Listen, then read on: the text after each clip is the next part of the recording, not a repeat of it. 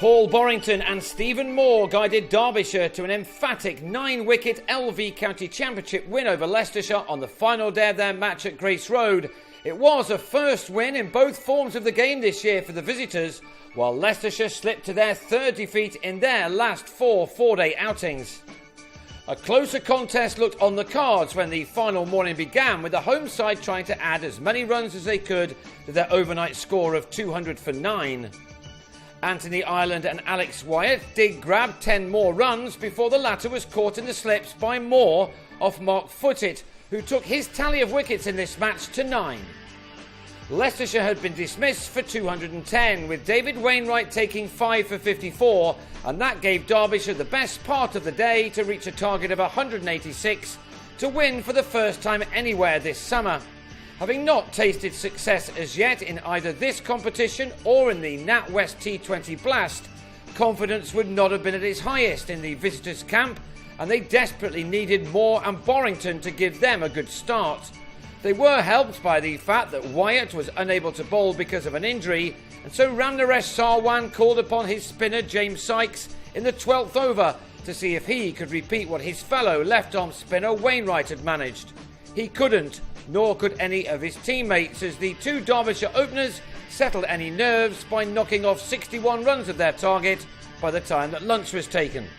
The partnership grew comfortably from that point, and half an hour after the break, Moore was at his half-century, one which had been made off 98 balls. It was reached with his 6th 4 as the former Lancashire batsman now looked to press on to try to get the job done as quickly as possible.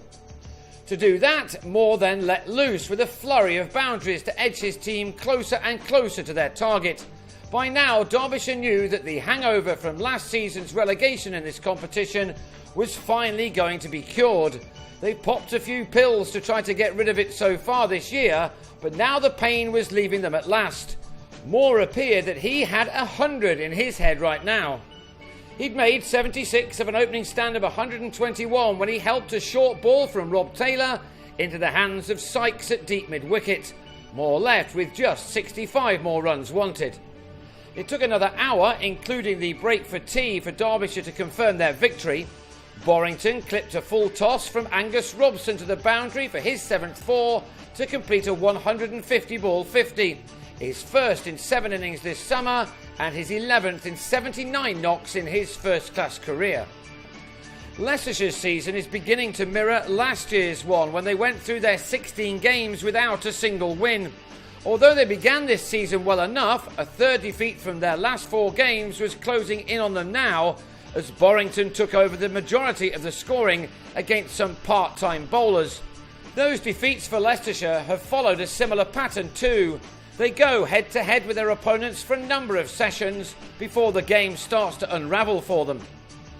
They looked as if they might even enforce a follow-on in this match, but when Wayne Madsen cut Robson to the third-man boundary, they'd lost by 9 wickets, allowing Derbyshire the opportunity to kick-start their campaign. Borrington ended on a fine unbeaten 86.